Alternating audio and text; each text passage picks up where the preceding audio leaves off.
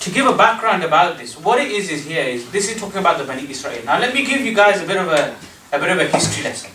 What took place is that when Ibrahim alayhi salam was called by Allah subhanahu wa ta'ala to be his prophet, one of the things that Allah subhanahu wa ta'ala told Ibrahim alayhi salam, that your people, okay, from your loins will come prophets. He told Ibrahim alayhi salam, from your loins will come prophets. The final prophet, Muhammad sallallahu alayhi wa sallam, will come from the loins of Ibrahim alayhi salam. This is what Allah subhanahu wa ta'ala told the Prophet Ibrahim alayhi salam. Hence why he made that dua, Rabbana wab'ath fihim rasulan minhum. Allah send from amongst them. When he made the Kaaba, what did he say? Allah send to them a person, rasulan minkum, a messenger from them, yatlu alayhim ayatika. You know the ayah that we mentioned. But of the things that took place, he also said that from your loins will come a people who will be enslaved and then they will be rescued. Who are these people? These are the Bani Israel. So what happens is Ibrahim alayhi salam has children, and of the famous children that we are aware about is Ismail and Ishaq. Now Ismail alayhi salam, from his loins comes the Prophet Muhammad sallallahu alayhi wasallam. But that's a separate topic. We're looking here at the Prophet Ishaq alayhi salam. And Ishaq alayhi salam is the father of Hazrat Yaqub alayhi salam. Now Hazrat Yaqub alayhi salam, okay, is the father of Yusuf alayhi salam, beautiful Yusuf alayhi salam. Now the story of Yusuf alayhi salam is quite long, and the purpose is not to go into it too much, but what takes place is that Yusuf alayhi salam is loved by his father unconditionally and almost discriminately, to the extent that his brothers, his 11 other brothers, plot against him and throw him into a well. Yusuf alayhi salam is then enslaved, and he is moved to Egypt at the time. In the prison, what happens is that he's enslaved. He becomes a slave of a nobleman there, and the wife of this nobleman tries to seduce Yusuf alayhi salam, and he resists. قَالَ مَعَاذُ اللَّهِ. Okay, that I seek protection from Allah subhanahu wa ta'ala. Okay, and then but he is although he is vindicated, he says that I prefer the prison than what these people are planning, meaning what they're plotting, they're trying to do. I prefer prison. He then goes into prison, and what he does is he speaks to two other prisoners, explains their dreams to them, and of one of the prisoners, what takes place is that he's set free, and he becomes the wine server of the king at the time. Okay, and the king has a dream that we know. Okay, Surah Baqarah simali yaquluhunna sab'un hijathun wa sab'u qullu, as the ayah goes. Then what happens is they're trying to find somebody to interpret this dream, and this person remembers, oh yes, I remember Yusuf alayhi salam. Yusuf alayhi salam is brought forth, and he explains the dream that there's going to be 7 years of good harvest and 7 years of drought. So during the time of good harvest, we need to plan ourselves properly, not just consume, but rather store. Okay, store so that we prepare ourselves for the 7 years. No one is able to provide an interpretation like that. So Yusuf alayhi salam himself says, look, I can help you in this. I've got the skills and the ability to be able to do this. So the king appoints him as the minister of Egypt at the time. And Yusuf alayhi salam, what he does is control the outsourcing, all the harvest that comes forth, and he controls it in such a way so that they're able to look after the 7 years. Now, in Egypt, the huge river is the River Nile. Now, along this river, you see, at that time, Egypt was kind of like a small area, and this Nile ran for a huge kind of place. And there were different kind of like homes around this river. And what happened was that during this famine, obviously Yusuf had protected kind of Egypt in and of itself, but these people were not protected. They were prepared for it. So when the famine came, they lost everything. What they started to do is then hear about this great, Yusuf is going good, there's harvest there, there's money there, there's things going on there. Okay, so then they start to do mass immigration, which is what we see. Like a lot of people that they struggle with the resources. Like for example, in our home countries, they come here, they come to America, come to Australia, come running because that's where the opportunity is, the land of opportunity, right? This is what took place. Then what happens is, over time, the story of Yusuf alayhi salam that we know is that Yusuf alayhi salam was obviously separated from his father. Eventually, after the forgiveness, the brothers are forgiven, and Yusuf alayhi salam brings his brothers and his parents to Egypt. And then these brothers, these 12 brothers, they amassed huge amounts of real estate, like lots of wealth, land, lots of land. Okay? Now what happens is that over time, okay, remember these people, Yusuf alayhi salam and his brothers, okay, are travelers. They're immigrants. They've come from outside, they've settled, right? But what was just 12 brothers and their family, maybe 60 odd people, over generations becomes hundreds and thousands of people. And over generations now, these people are, the locals of Egypt. There seems to be a sense of racism here, right? Remember, these guys have got so much wealth, and the locals have measly kind of stuff. It's like what we see today, isn't it? What are these people crying? Oh, you taking our jobs and all these people and This happened in the time of the Bani at this time. Then what happened is that these locals, they started to kind of cause up a bit of an issue. It's amazing how the parallels are being brought here. What was EDL and UKIP and all these 5-10 years ago? Nothing.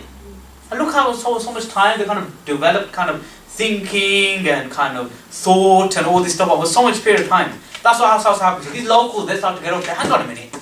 You guys you come from abroad, you're immigrants. And you come here and you got so much. They start to kind of, bring themselves together, start to write paper. You could say, for example, laws and stuff like that. And they start to enslave these people. Enslave these people who are now known as the Bani Israel. Okay, the children of Israel. Okay, because they come from far away, they come to Egypt. So what happens now is that these people who had so much wealth have now become enslaved.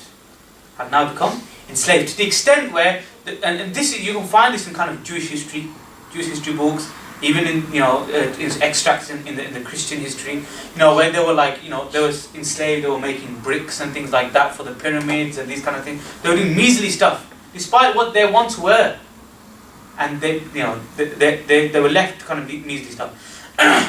Over time, what happens is that because there's so much of these people, okay, they have to try and make processes of trying to drive these people out. And it's subhanAllah, how amazing the parallels are of today. I have a friend, he's from Sri Lanka, Imran his name is, he used to live here and he left. And he goes that, in Sri Lanka, the whole population, about 10% of the population are Muslims. The rest of them are Buddhists and Hindus and other things, but about 10% of the population is Muslim, and they are they're very economic powerhouse. They're very rich people. In Sri Lanka in particular, Muslims are strong. But what you see now here, because it's interesting, you see these Buddhists. What if you think about Buddhists, what do you think? Peace, love and stuff. But he goes, this is a total fad. The reality of it is, they are having conferences and things like that, drive out the Muslims. Burma, look what they're doing in Burma. All these, bald-headed Buddhists are walking around. Drive out Muslims, kill them, destroy them, because they see them as a threat. And that's what the people of Misr at the time, they saw these immigrants as threats. So they need to drive out the population. So what would take place is, for example, they would start to kill off large sections of the Bani Israel. Now, one of the things that we know, for example, is Fir'aun. Fir'aun is this kind of being that comes into the picture, and he basically attributes a lordship to himself, godship to himself, and he orders people to worship him. Okay. Now, what's interesting here is this: that one of the things that we know about Fir'aun is that he would order the killing of boys because he would see them as threat.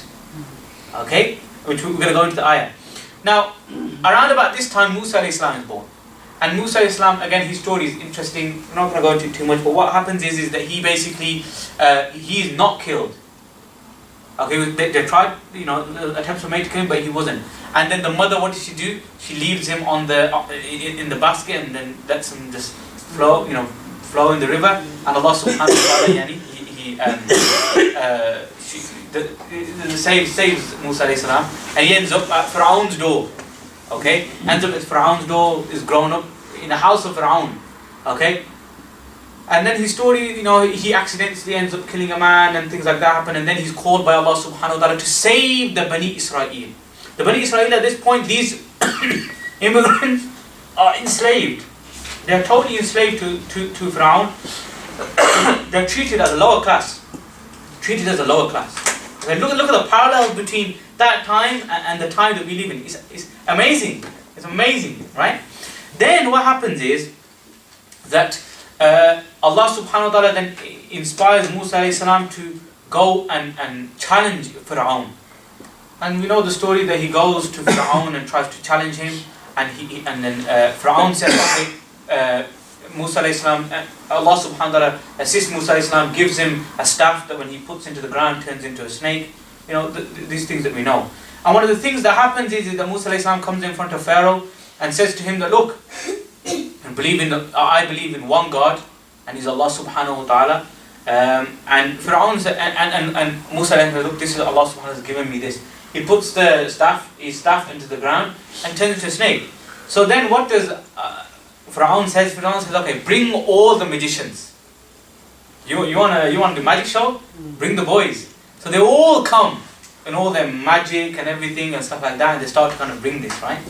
And then what does Musa alayhi salam do?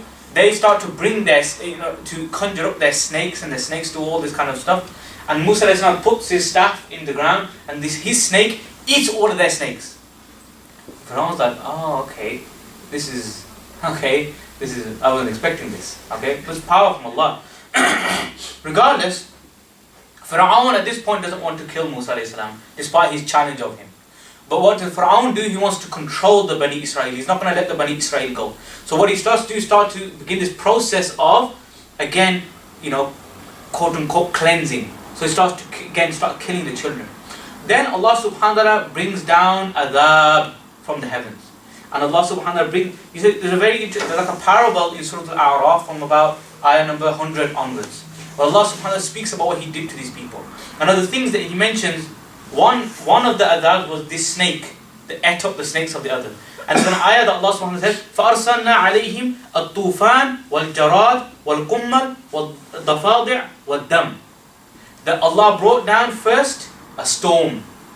A storm came and destroyed their crops, so they had nothing. Tufan. وَالْجَرَادِ, locusts. Locusts are little insects that would come and eat away at their things. وَالْقُمَّلِ, and lice in their hair. Okay? So Fir'aun thought that, I'm gonna kill the children of Bani Israel. Allah subhanahu wa ta'ala brought this adhab down to them. وَالضَّفَادِعِ, and He brought frogs. Loads of frogs. Everywhere were just frogs. Okay? Just little creepy, grimy frogs. Right? Everywhere. وَالدَّمِ, and blood. Blood everywhere. Okay?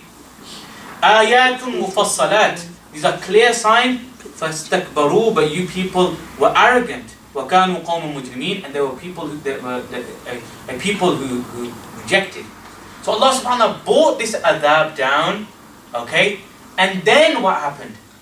Allah subhanahu wa ta'ala brought a final adhab where He sent down angels who killed the eldest son of all of the Ali Fir'aun. So every family of Fir'aun, an angel would come and kill what? The eldest son. And an angel came and killed the eldest son of Fir'aun as well. And then at this point Fir'aun decided he's going to go and kill Musa alayhi salam himself. So what then happens? These ayat. Okay? وَإِذْ نَجَّيْنَاكُمْ مِنْ آلِ فِرْعَوْنَ, and we saved you from the people of Fir'aun. Najja, you see, this is why it's in Bab 2. Najja means to save. Najja, Najjayna means we constantly saved you again and again and again. We saved you from the locusts, saved you from the tufan, saved you from the lice, saved you from the frogs. So that Allah subhanahu wa ta'ala, what happened? These people were not affected at all. This adhab came totally down to these people. You guys must have seen cartoon Pink Panther. In Pink Panther, he's like a person of total misfortune, Pink Panther. So he's like, for example, he's walking in outside and it starts to rain, and he puts the umbrella up, and it just rains on him, nowhere else. Like he just on this yappa basically, nowhere else. This is what happened to these people. Allah subhanahu wa ta'ala directed the adhab totally upon Al Fir'aun. But nobody else was affected. So this is what Allah subhanahu wa ta'ala, we saved you again and again and again and again from all these adhab. From the people of Fir'aun, يَسُومُونَكُمْ سُوءَ الْعَذَابِ. They did the worst types of punishments to you. يُذَبِّحُونَ أَبْنَاءَكُمْ. They killed your children. They killed your sons. To the extent where it's mentioned in kind of Jewish kind of literature, that what they would do is when obviously a lady becomes pregnant, she's about to give birth, there's a midwife there. And to the extent where it's mentioned that the midwife was ordered that as soon as a baby comes, a son comes, pick the baby, throw it in the river. We don't want any boys here. Because it's seen as a threat. That's what this Fir'aun had ordered. He did not want the Bani Israel because it was a threat to him. He didn't want too many of these people. Okay? وَيَسْتَحْيُونَ نِسَاءَكُمْ. And we let live your women. We spared them. Why is that? Because the Fir'aun, what he wanted was to let the women live. Let the women live so that he can do despicable acts with them. And his people can do despicable acts with them. And they have no protection because their children are gone. Are gone. Right? وَفِي ذَلِكُمْ بَلَاء. This was a test. And Allah subhanahu wa ta'ala, this is nakira. This was a test for you. Okay? And that's interesting. You see, all the problems that we have in our life, they are just one test. In reality, Allah subhanahu wa ta'ala will save us from these difficulties that we're going through. Sometimes I just think people they're like problematically reactionary to things. Like, punish a Muslim day today. Oh, let's speak about it on the Jummah khutbah. Let's go crazy. Oh my gosh, oh my God. What happened? It's scaremongering, isn't it? Nothing happened, right? Allah alam, Allah protect, all Muslims, in this country and stuff. I didn't see anything happen. I carried on, my life was, as usual. People just get scared unnecessarily. So Allah subhanahu wa ta'ala puts a test, but it's just one test, bala, one test. Min Rabbikum, it's from your Lord. A difficult test, of course. Okay? Then what does Allah subhanahu wa ta'ala say? And then at that point, what does Fir'aun do? He gets to a stage where he comes and brings Musa alayhi salam, and then he's about to kind of attack Musa alayhi salam. Or what does Musa alayhi salam do? He puts his staff into the river. With فَرَقْنَا بِكُمُ الْبَحْرِ. Then Allah subhanahu wa ta'ala made a parting within the sea, and they walked through the sea. Him and the Bani Israel, they escaped. And then the sea was brought together. وَأَغْرَقْنَا آلَ فِرْعَوْنَ. And we drowned the people of Fir'aun. وَأَنْتُمْ تَنْظُرُونَ. You are watching it. What that shows here is that a lot of the people at that time were actually shocked, like, will Fir'aun actually die? Because a lot of them still thought that he was God. وَأَنْتُمْ تَنْظُرُونَ. You saw he drowned. He died. وَأَنْتُمْ تَنْظُرُونَ. You are watching it. So Allah is saying here, what is the point here? Allah is explaining to the Bani Israel the great ni'mas and blessings that He bestowed upon them. You were in difficulty and I saved you. You were going to be killed and I drowned your enemy. And all this stuff. Okay?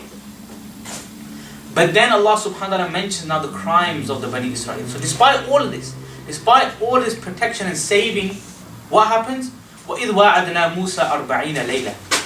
Then what does Allah subhanahu wa ta'ala, who sends forth Musa alayhi salam and reveals to him the Torah, reveals to him the book, okay? ثُمَّ اتَّخَذْتُمُ الْعِجْلِ. Then you took this calf, okay? The story is quite detailed, but they take this calf, they have ultra respect for it, and they take it as a god, some of them. They start to worship this calf, okay? وَأَنْتُمْ ظَالِمُونَ. And you oppress your oppressors. Okay? The dhulm in the Arabic language, we think dhulm is like, oppression, like, extreme, adhab upon people. But look what Adam alayhi salam, the dua that he made, رَبَّنَا ظَلَمْنَا أَنفُسَنَا. We have oppressed ourselves. Dhulm is to oppress your innate nature. Your innate fitrah is servitude to Allah subhanahu wa ta'ala. Muslim is Islam, aslama, is the servitude to God. So when a person sins, it's zulm upon themselves. They are doing oppression to their innate nature. Okay? So then despite all this, despite the fact that they took a calf as a god, Allah subhanahu wa ta'ala still forgave them. ثُمَّ عَفَوْنَا عَنْكُمْ مِنْ بَعْدِ ذَلِكَ. We still forgave you. And not just any type of forgiveness, afu, a special type of forgiveness, a loving type of forgiveness. لَعَلَّكُمْ تَشْكُرُونَ, so that you might be grateful. Remember that, okay, that you might be grateful. Then we gave Musa alayhi salam the Kitab al-Furqan, this book that has what's halal or what's haram, made it clear for you how to live your life so that you become guided. And despite all of this, okay, you still took the calf as a god. You still did shirk. So what does Allah subhanahu wa ta'ala say? Then Musa alayhi salam speaks to his people after returning for the 40 days and finds out what's happened. He says, Ya qawmi, O my people, you have oppressed yourselves by taking this calf as a god, so return back to your Lord. Now what does it say? فَتُوبُوا إِلَى بَارِئِكُمْ. This is beautiful because you know in the Jewish scriptures, what would they name God? Bari. Al-Bari. Al-Bari. It's amazing. So Allah uses that. Bari'ikum. He could use any name of himself. But he chooses Bari because that was the same as mentioned in the Jewish scripture. Bari'ikum. Your creator. فَقْتُلُوا أَنفَسَكُمْ. Like I mentioned, Allah subhanahu wa ta'ala ordered that anybody who worshipped this calf, they had to be killed. ذَلِكُمْ خَيْرٌ لَكُمْ عِنْدَ بَارِئِكُمْ. You think that it's not a good idea that we're going to kill our own people, but Allah saying, no, this is good for you. Take out those people who did shirk with Allah subhanahu wa ta'ala. فَتَابَ عَلَيْكُمْ. And Allah subhanahu wa ta'ala will return to you. إِنَّهُ هُوَ التَّوَّابُ الرَّحِيمُ. He is the ever, extremely oft returning one. Allah subhanahu wa ta'ala, Ar-Rahim, the most merciful. What we take from this really is that ultimately here, Allah subhanahu wa ta'ala is trying to make us reflect that the great difficulties that the Bani Israel, this history lesson that I gave you, it kind of ultimately leads to this fact that where the Bani Israel came from. They were actually rich people. They actually had lots of wealth and land and everything. And they were enslaved. And then Musa alayhi salam came to bring them out of that. And when they were taken out of that, and they were saved from the Fir'aun, and they were saved from these difficulties, this qumwa, the father, and all these kind of horrible things, frogs and everything. Allah protected them from this. And then He drowned their enemy. And despite all of this, they still went astray. And the parallel is really, we take this for our life. To look at the difficulties that we were wanting. I mean, we should ask our parents about the struggles that they went through to come to this country. It's interesting, isn't it? That they came from societies where there's nothing, and they came over here. They made that migration for a better life for themselves, better life for their offspring. Okay, and so the point here is interesting because we can take that parallel from here. So despite that blessing that Allah gives to the people, despite all the wealth and health and blessings that Allah bestows, despite the difficulties that we go through and Allah protects us, when we protect you and continue to save you from all this, and you still disobey God, despite all of that.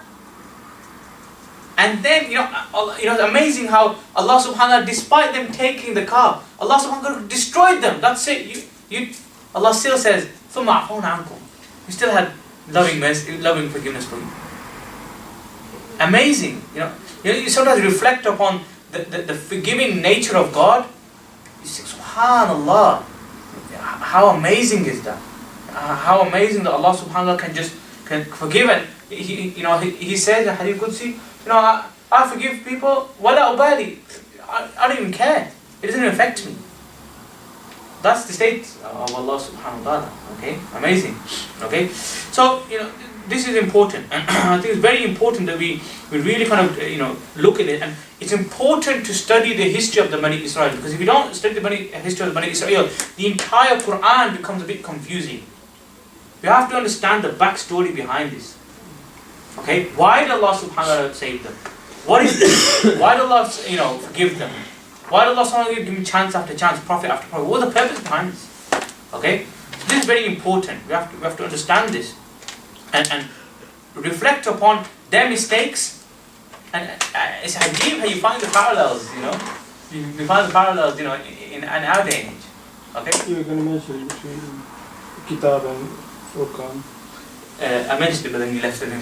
So Kitab, basically here, Kitab and Furqan. So Kitab here was the book, okay, that Allah subhanahu wa ta'ala revealed to Musa alayhi salam, and the Furqan it's like an attribute of it. The Furqan here comes from farq, which means difference. And what was in that book, what was halal and what's haram, made it clear for them. This is the farq between what's halal and haram, how to live your life. Okay, how to go about your life. That also Quran as well. Yeah, I was going to say, referred to by the Furqan is the name of the Quran as well. Okay, it's the name of the Quran as well. Okay, so this is the section that we're going to go into for this week. Okay, there's a few things that I want to mention to you guys in closing. We are so what the situation is that we're trying our best. Well, I've kind of I've gone through, you could say, a bit of a journey. Not a journey, but it's interesting kind of realization as to you know, what I should do and what I think is kind of like what I have the capability of doing in whatever capacity I have. And I feel that I just feel that after a lot of times after doing events and programs and things like that, that I think one of the most important things that we have to do, we must do, all of us, is reinvigorate our attachment to the Quran. Okay. Now, obviously, Ramadan is coming, and I hope that through these classes, what we do is that we have a different type of attachment to the Quran. So every class should be a new opening. I hope that every class is a new opening to understanding the Quran. Okay, and then so that our Ramadan is then increased in greatness because we have a different experience. Okay, so with that in mind, there's a few things that we're planning that we just like to bring people's attention to. The first one is that this Friday we have this. It's like a Quranic story night. So in that, the plan is that we're going to kind of go through. The long-term plan is that we're going to go through Surah Kahf and Surah Yusuf, and the specific emphasis is on trying to take kind of lessons for kind of just general lessons for youth and generally. So in Surah Kahf, there's a lot of kind of, particularly the people of the cave, are just a group of just youngsters. Okay, and they run away from the king and with their faith. There's nothing but their faith. So, inshallah, the plan is to kind of just narrate the story and kind of look at lessons. That's this Friday. This Friday at the masjid in town at 7:30. So, come bring your children as well. It's open for women, and there'll be food there as well. So, we want to try and encourage people to do that, and we're going to try and make that, inshallah, as a monthly thing with different speakers and stuff like that. Okay, so we want to do that. The other thing is that I've also been doing this Tafseer of the 30th juz. So that's been taking place every fortnight. Some of you guys have been taking part in that. So we're doing that. So you can take part in that as well. And we've just been taking one surah at a time from the back and just explaining kind of the deeper meanings of it. There's that, and also in Ramadan in particular, we're going to be going through Surah Hujurat. So Surah Hujurat, also known as Surah Al-Akhlaq. Okay, the surah of 18 ayat, that speaks about different akhlaq that we should have. And my research in this it's been amazing because you see it is amazing how Allah subhanahu wa ta'ala just speaks to us people. I'm talking about Pakistani community. I feel like this surah just speaks directly to us. Like the crimes that Allah subhanahu wa ta'ala mentions in Surah Al-Hujurat, I just think like, oh man, like what we, what I mean. So this is one of the great blessings of the Quran, that it really kind of opens our kind of minds, and this is important that we reflect on that. So we're going to be doing that as well. So inshallah, just trying to be good beneficial for people to take part in it. Inshallah, Ramadan is coming. It's a time to really attach to the Quran. So that's just some encouragement for that. Inshallah. Okay. Any questions on anything that we've done today? For the Quran one, are we sending out a link for that? Yeah, we'll need to sort all that stuff out, yeah. But yeah, inshallah, we'll do that. Okay. طيب إن شاء الله. جزاكم الله خير وصلى الله على سيدنا محمد وعلى آله وصحبه. We're going to pray Maghrib now.